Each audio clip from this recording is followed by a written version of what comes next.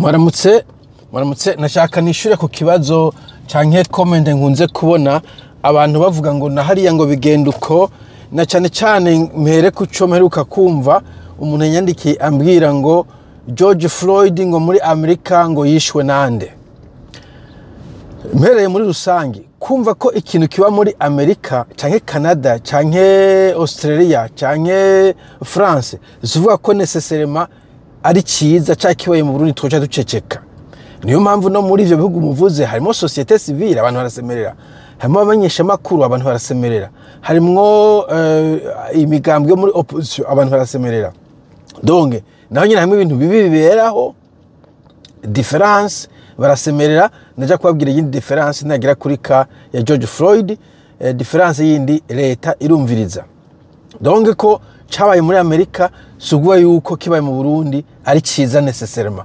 Anefuma Amerika tuzi ko ariho racisme yamyiriho, niho cyubwa ngo no muri Amerika ariho racisme none ngo no mu Burundi tugira racisme. Ico ni kimwe. Icya kabiri uburi insensitive. Ndi kuvuga kuri ka y'umupolisi nk'akarorero cyangwa abapolisi bakwise umuntu baramwica. Waje ngo no muri Amerika George Floyd baramwisha. Imagine nk'ubu we waje wawe bakanje wawe wabuze umuntu papa wawe yapfuye. Ngaje nakubwira ngo nakwa gasore yarapfuye. Wumva wo kwimvira gute? Ngo ndada yarapfuye. Ngo no muri Canada ngo hari umuntu aheruka gupfa. Wewe uri kuragandara wo kwimvira gute? Wovuga uti wewe nta mutima ufise. Ndiko ndagandara uje kundatira abandi bapfuye. Biramfasha se. Bisa n'ivyo. Dufate kuri mu bitaro kumbete ivyo gupfa dufate ibindi ububare busanzwe canke ivyo bintu bipana budasanzwe ububare bundi atari gupfa canke ivyo muba muvuga ngo hatubuze ngo nahandi barabibuze. Fata kuri mu mugasho kuri no mugasho no fata kuri mu bitaro dufate ko gwa ingwara idakira cancer sida je ne sais pas umuntu agacaza uri kumvira avuga ngo ntugire ubwoba ngo hari nabandi ngo nahandi bariko barapfa ngo abose ngo bazopfa gwa cancer. Ivyo gufasha iki? Ntaco bigufasha. Kunyereka abandi bariko barababara ntabwo bifasha ko ububare dufise mu Burundi ubuhejeje. Donc iyo mvuze ikintu kitagira neza mu Burundi kumbwira ngo no mu Rwanda niko kimeze, ngo no muri Kongo niko kimeze, ngo no muri Zambia niko kimeze, ntaco gifasha wa muntu ariko afite ububabare ngo akaroka ingwara iyo igwaye abandi bazigwaye ntibigufasha yuko ububabare bwawe buca bugabanuka ngo nuko umenye ko hari nabandi bantu bagwaye ingwara imwe. Hanyuma tugaruke kuri George Floyd. George Floyd ku bantu batamwumvise batamenye case yiwe n'umugabo w'umunyamerika w'umwirabure. Mvuze muri make ntagiye no mu bindi bintu bagenda baravuga mu media.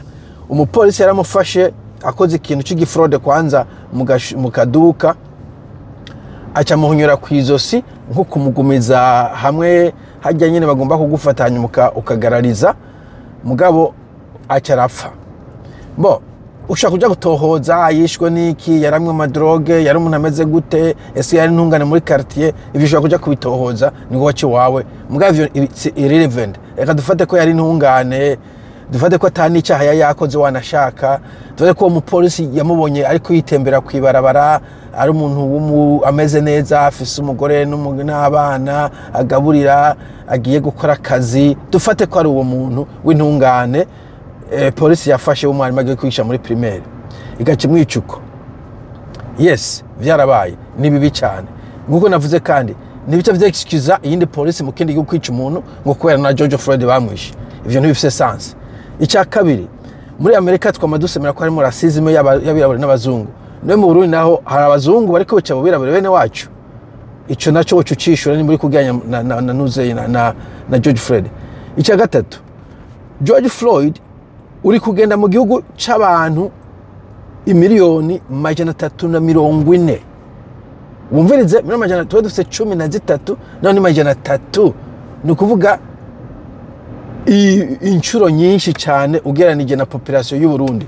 Mugabo uronse case imwe gusa nonyene imaze imyaka 5 kuko icyo gihe vyaba hari mu kwezi kwa gatanu ndavyibuka neza sinokwibuka itariki mugabo hari mu mpera z'ukwa gatanu kw'ibihumbi 2020 kuko twari mu gihe cyakiza. Hazi imyaka irenga 5 uracafisa akaroro kamwe gusa kamwe rudende ushobora kuduma ku rutoki mu gihugu kirimo abantu bangana gutyo kandi naco nyene nako karoro kamwe uzana akaroro kamaze imyaka ingahe? Imyaka 5.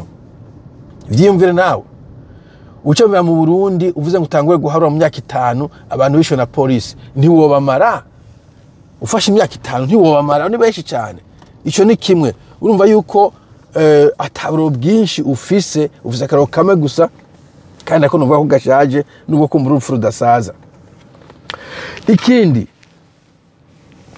eske abantu bishe George Floyd bagumye bidagadagira bagumye batembera ajya kwica abandi bantu ko mu polisi komisari ashobora kwica abantu mu Cibitoki abantu basemereye bakaca bamumita bakamujyana Ingozi agakomeza yica abantu basemereye bakaca bamumita bakamujyana mu Kayanza agakomeza yica abishe George Floyd bagumye badagadaga araba polisi mu gispo cyo muri Amerika abari mumbwire ko abantu bishe George Floyd bagumye badagadaga inyishu ndayizi no baragiye mu bucamanza baracibwa n'imanza okay baracira urubanza natwe tuzadusemerera umuntu yakoze icaha nkuko abishe George Floyd bagiye mu rubanza bacibwa urubanza urumva ikindi none George kutuvuga ngo nitunume ngo no muri George Floyd ngo vyarabaye none George Floyd yapfa abantu baranumye rekada harabaye imigumuko myinshi cyane Black Lives Matter iraduga henshi not seulement muri Amerika muri Australia New Zealand UK ibihugu vyose vyinshi baragiye mu barabara bariyamiriza Black Lives Matter bavuga ati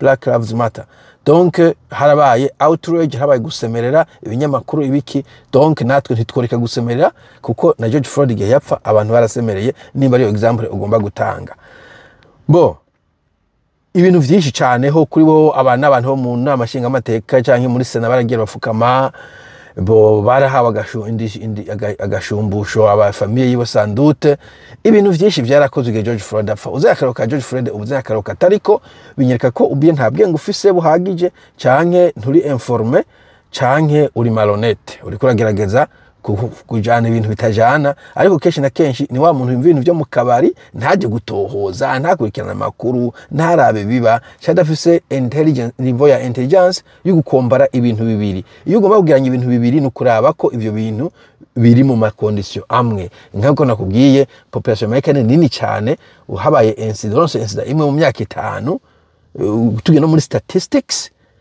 ibuje ikintu cyabaye rimwe mu myaka 5 ni ikintu kenshi na kenshi ngo statistically insignificant bon sivuze ngo George Floyd ya insignificant muganisha avuga ko niwo cugiranya n'ikintu habaye ko hafa abantu ku munsi urumva bo ikindi wona tohoza genda kumbenda guchallenging uya George Floyd ntiyari umuntu w'intungane kandi mu vyamishasho ko ari amadroge yafashe birashoboka ivyo nivyo numva abakonservateur bavuga mugabo peu importe ivyo naco bitwaye argument natanze numva zihagije zuko icambe na mbere habaye ubucamanza habaye gushumbushwa habaye outrage gusemerera imyigaragambyo hirya no hino biyamiriza ivyo bintu vyabaye bavuga ati plus jamais ça ari kituma n'ubu tuyo tubonye ibintu bayi Burundi bisako dusemerera tuti plus jamais ça alors bantu bimana muntu uzubwenge ntugaswe gutypinga George Floyd muri comment c'est trop ridicule bo ibintu byo nta muntu nshishura ico ibintu byo no kwandika mu comment umuntu nje nabwira nti ubie you are ignorant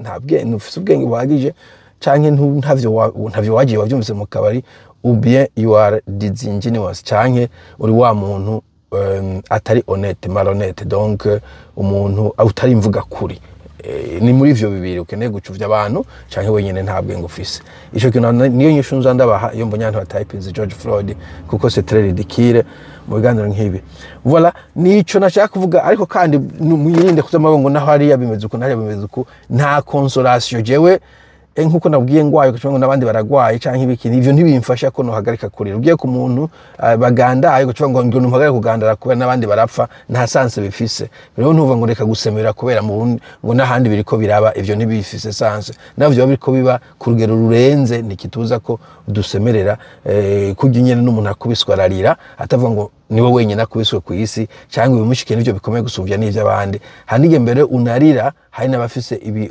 abo babari bugusumvya mugo nta muntu cyo kuvuga ngo reka kurira ngo kubera urwaye malaria ngo hari n'abagwaye sepa ingwara zikomeye cancer ntibikutuma ubwabo bugabanuka kubera ubwabo wundi buri hejuru y'ubwi wawe nico nashaka kuvuga nk'abantu mwe gusemerera ni ngombwa, birafasha wanashaka. Hari abantu bakira kubera gusemerera, hariho leta zikubita agace kubera gusemerera.